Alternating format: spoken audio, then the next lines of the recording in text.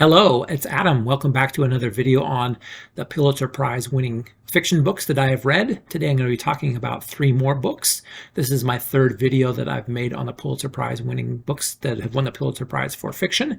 And you can see on my channel the other two videos that I've made concerning the Pulitzer Prize winning books that I've read. So I'm going in order of the books that I've read. I've made a kind of a quest to try and read all the books that have won the Pulitzer Prize for fiction.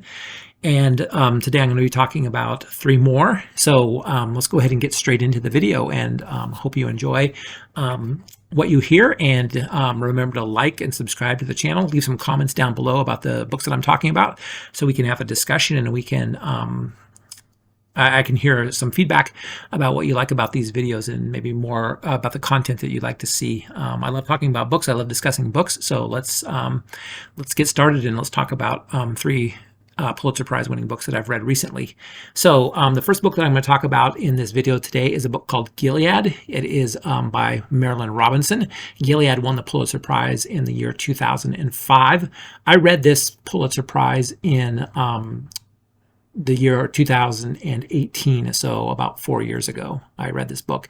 I really like Gilead a lot. Marilynne Robinson is a really great writer. She has a really high reputation in American letters as being a very gifted writer. She hasn't written a lot of novels, but the novels that she has written are very, very revered. So this is a book that is really a quiet book in a lot of ways. It's a very gentle book. It's a very lovely book. It is not full of action.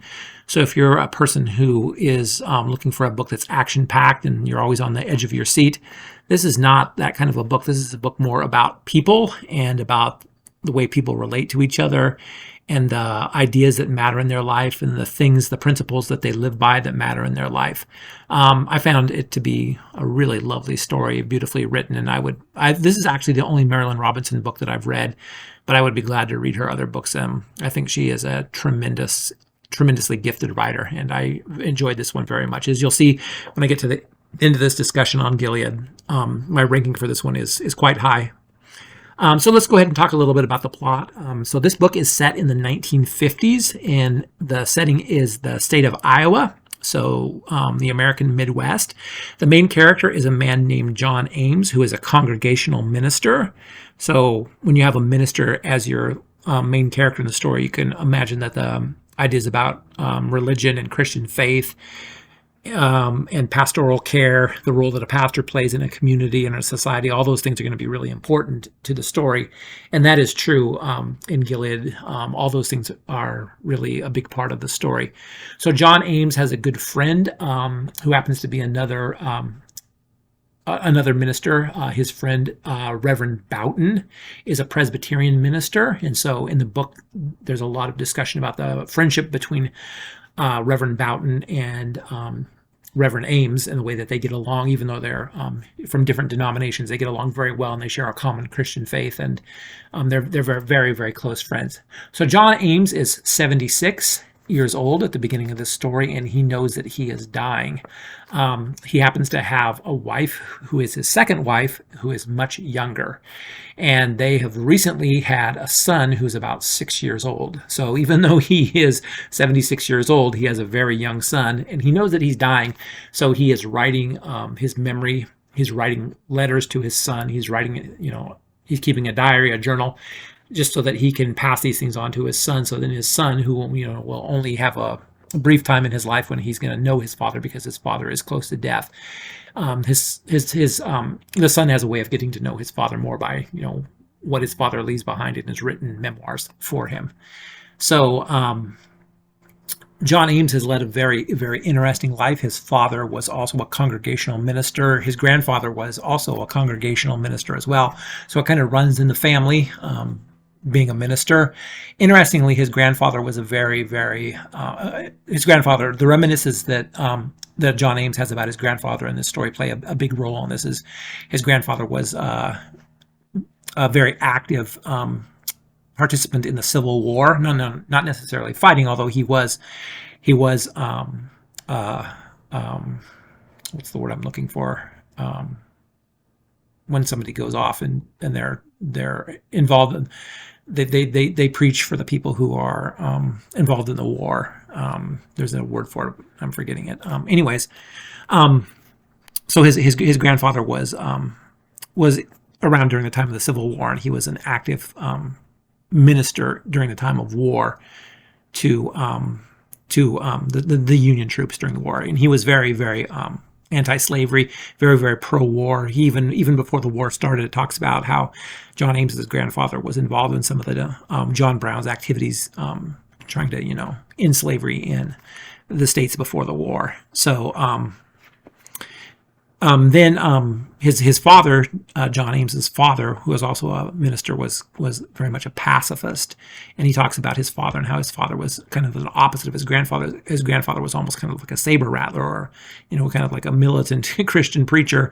We have to be righteous and we have to stamp out evil in society. His father was kind of almost a reaction, the opposite reaction to that. He was very much a pacifist, and he even talks about how his father struggled with issues of faith in terms of, do I really believe what I'm reading in the Bible? And so he had some spiritual crisis during his lifetime. And so now, third generation congregational minister John Ames is talking about all this in the book, and talking about his relationship with God, and trying to pass that on to his son, and working.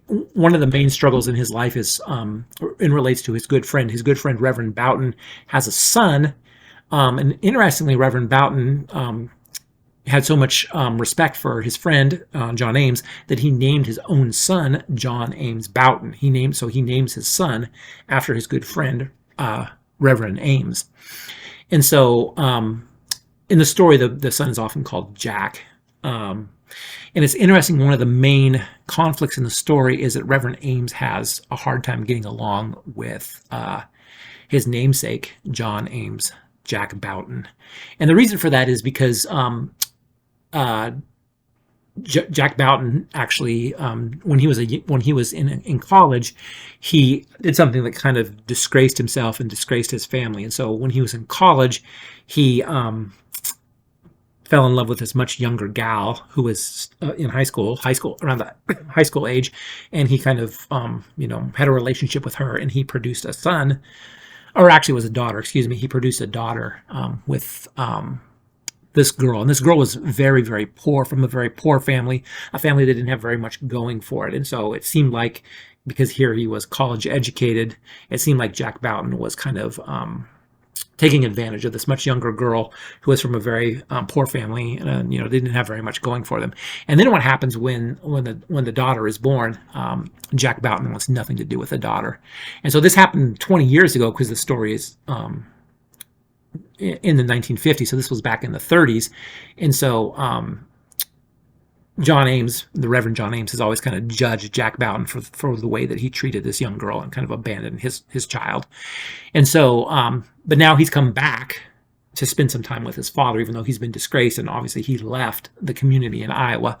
He left the community, and he hasn't really been around, but now he's come back to kind of reconcile with his father, and it appears that his father has fully forgiven him for what he did 20 years ago, and John Ames knows that he should forgive him too.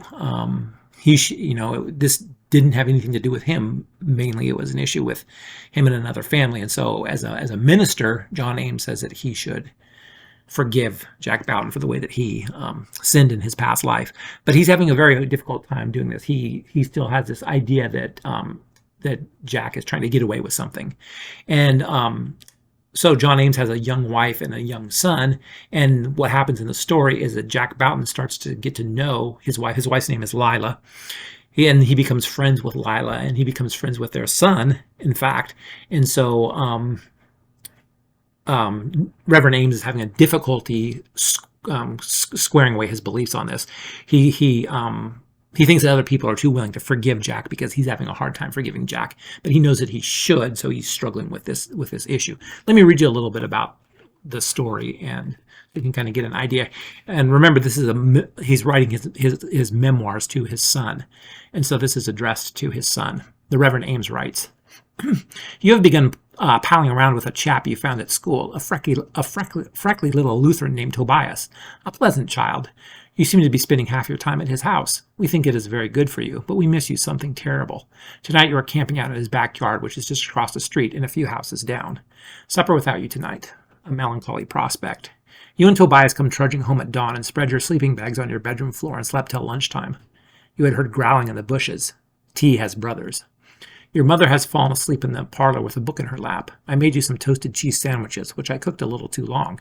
So I told you the story you like very much, about how my poor old mother would sleep in her rocker by the kitchen stove while our dinner smoked and sputtered like some unacceptable sacrifice, and you ate your sandwiches, maybe a little more happily for the scorch. And I gave you some of those chocolate cupcakes with a squiggle of white frosting across the top.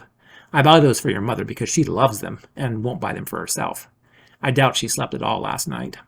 I surprised myself. I slept pretty soundly and woke up out of a harmless sort of dream, an unmemorable conversation with people I did not know, and I was happy to have you home again.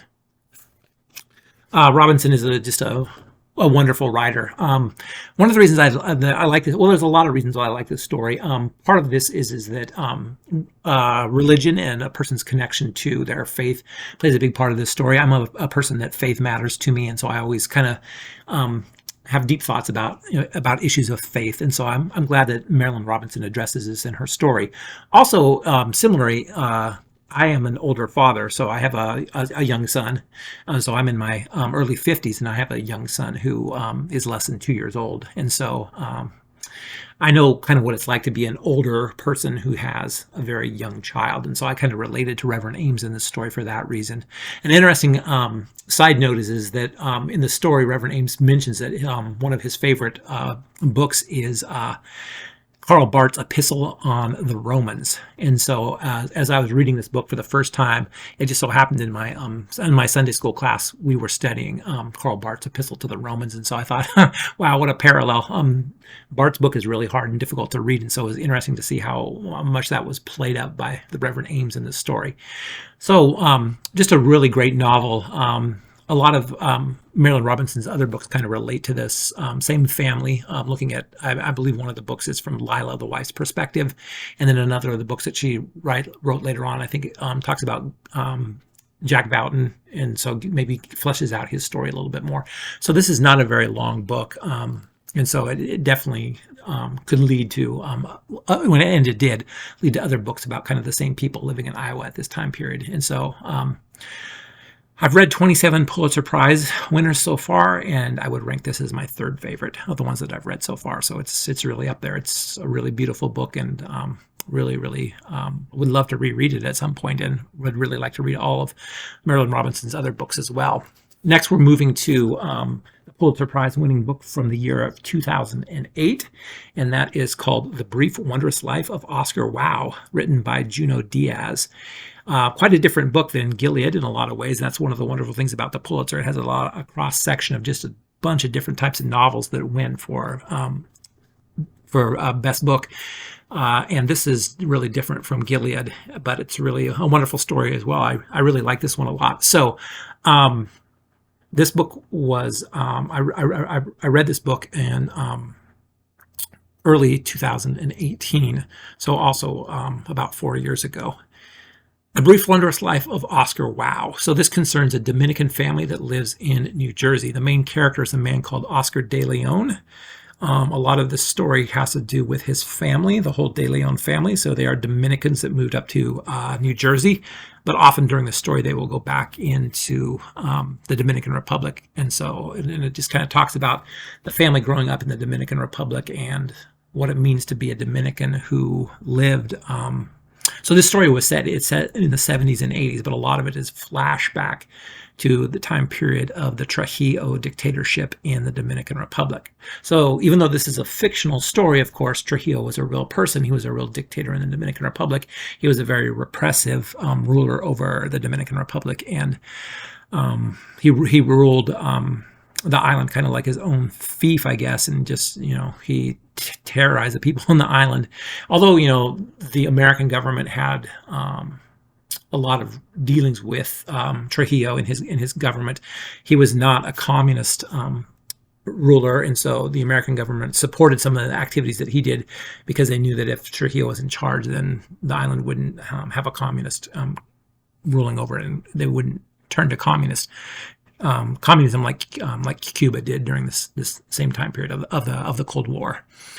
So the focus in the story is on Oscar de Leon. He is a very nerdish Dominican. He is overweight. He loves science fiction. He loves fantasy, and so he's kind of in that world. And that's one of the joys of reading this novel is you get a chance to see Oscar and his kind of his geekiness or his nerdishness as he displays his love for things science fiction. He's a big fan of the Lord of the Rings books. It talks about that quite a bit in his in the sections where it's kind of developing his character and just how he's into things that he's not cool. But Oscar pines for being just like everybody else, and he has a deep desire to have a girlfriend, and he feels very lonely, and he feels like he doesn't have a lot of friends, but his nerdishness, his nerdy qualities, he can't control them. He wants to be a writer, and he wants to write a great science fiction or fantasy epic, and so it talks about that a lot in the book. Some of the other main characters in the story are, so Oscar has a sister. His sister's name is Lola, and so some of the story is narrated from Lola's perspective. And then it also talks a lot about Oscar and Lola's mother. Her name is Hypatia Belicia Cabral, and oftentimes in the story she's just referred to as, her name is called Belly. And so it talks about the whole De Leon family and growing up in the Dominican Republic and then growing up in New Jersey. Also, one of the important characters in the book is a person called Junior de las Casas, who is at times Lola's boyfriend, but also at other times, depending on when you're talking about in the story, he is also Oscar's roommate in college when they go to college in New Jersey together at Rutgers. And so,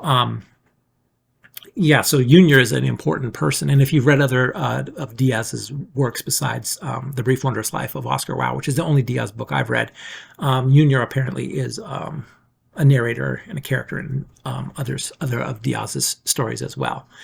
And so, just a little bit more about what this book is about, talking a lot about the sections in the Dominican where it talks about Bailey growing up.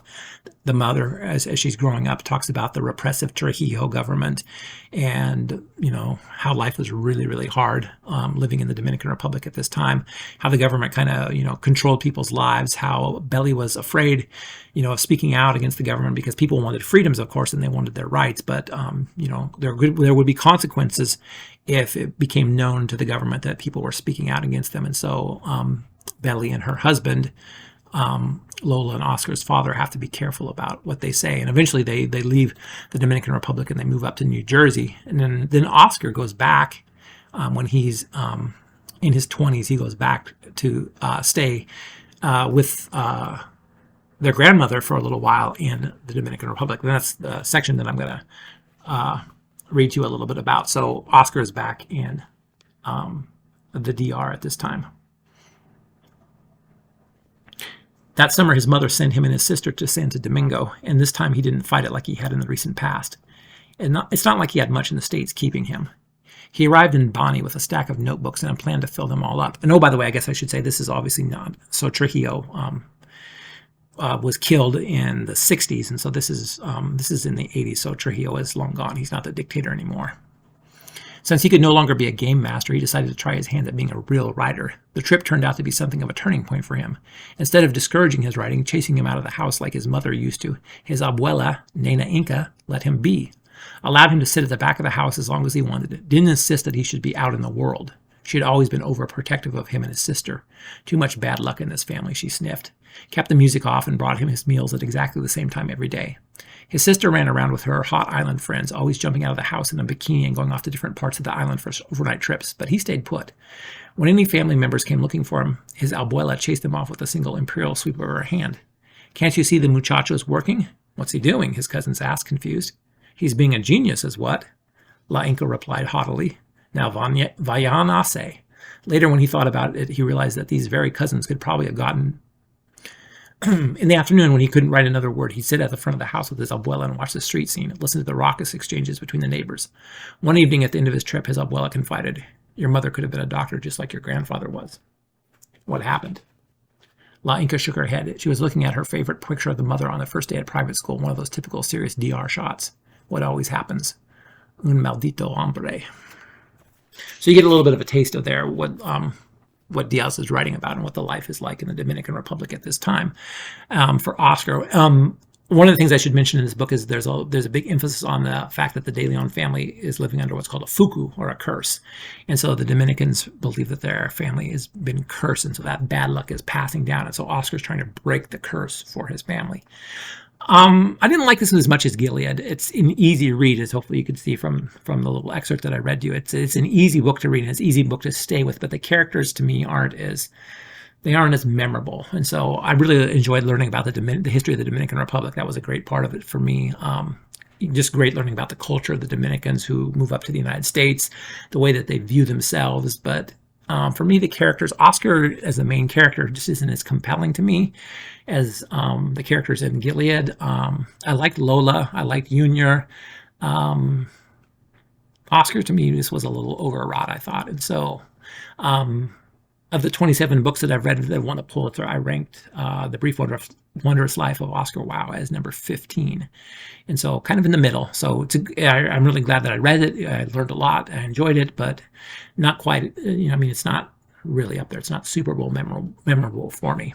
The last book I want to talk about today is American Pastoral by Philip Roth. And so this is the 1998 Pulitzer Prize winner. And I also read this in 2018, so about 4 years ago. So American Pastoral is my only Roth book that I've read so far. Roth is a great writer. He has a big reputation, and when I was going into reading this book, I knew that his reputation was high.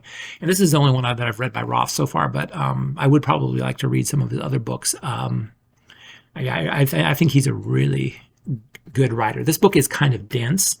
It's a little bit longer than the other two. It's of the three that I'm mentioning in this video. It's the longest. It took me the longest to get through. It's really just it's not a super easy read, but it's not hard to read either. It's just you just have to really pay attention, and you have to kind of focus.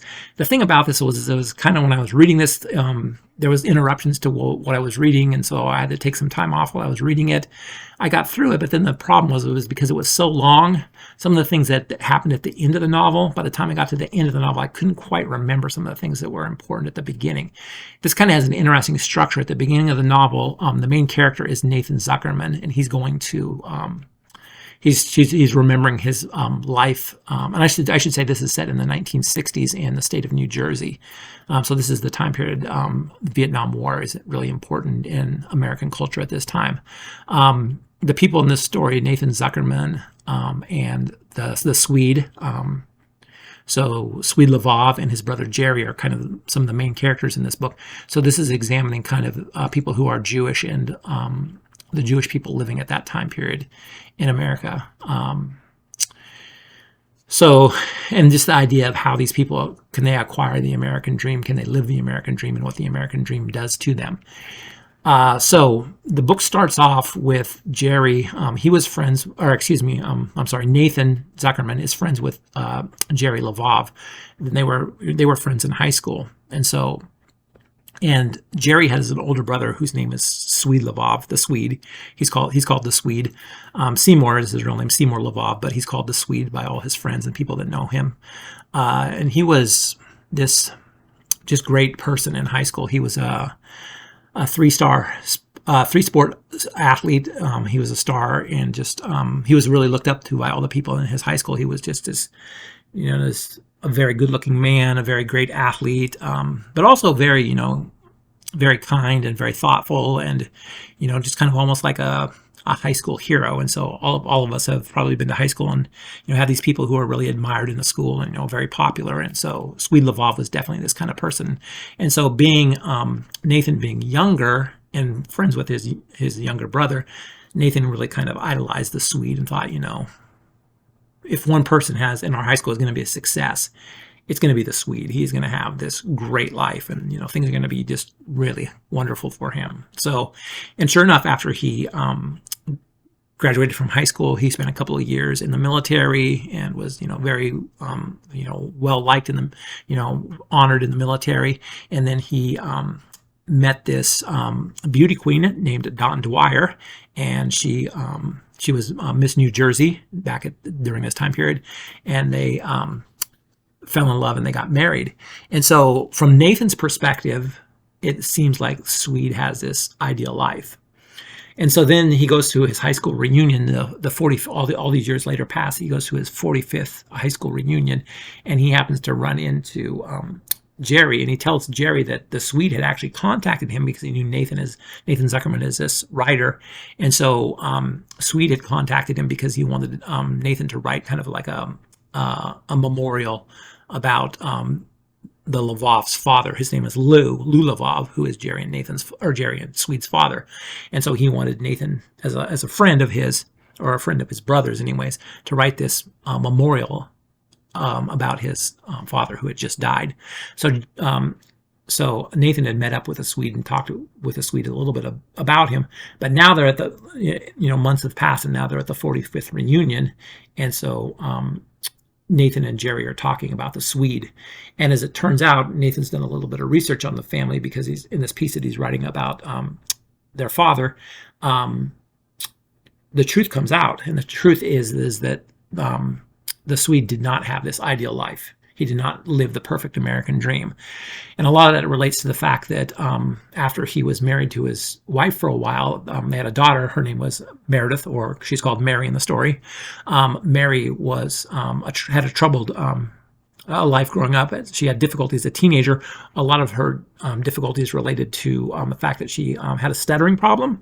And so it was difficult for Mary to make friends. But then as she got older and got to be college age, she participated in kind of the terrorist, American domestic terrorist movement that was growing up in the country at the time. And she actually planted a bomb in near a post office in New Jersey and ended up killing a person and blowing up the post office. So Mary is kind of like this domestic terrorist who is on the run. She's never arrested by the police because she goes into hiding, and she lives this secret life where she's hiding, and she doesn't have contact with her parents for the most part. The Swede does go and find her, and he has a discussion with Mary, and he kind of talks to Mary about why she did this. And then he finds out as the years pass that Mary actually didn't just have one bombing, but she bombed other places throughout the United States, and she killed other people. And the reason that I should say the reason that she's bombing these people is not just for the sake of bombing people, but because she's protesting the Vietnam War, and she's protesting what the American government is doing at this time. We find out that Mary has this friend named Rita Cohen, and Rita Cohen is kind of the link between Swede and his daughter, and the Swede is able to talk to or find out where Mary is from Rita Cohen. And so Rita Cohen is one of these people who's kind of recruited Mary into this underground organization of domestic terrorists. And so these events have pretty much ruined the Swede's life in terms of his idyllic life that he thought he was leading. And then as we get a little bit, I don't want to give too much away, so maybe I shouldn't say that, but I'll read you a little bit about an excerpt from the story so you can get an idea of Roth's writing style.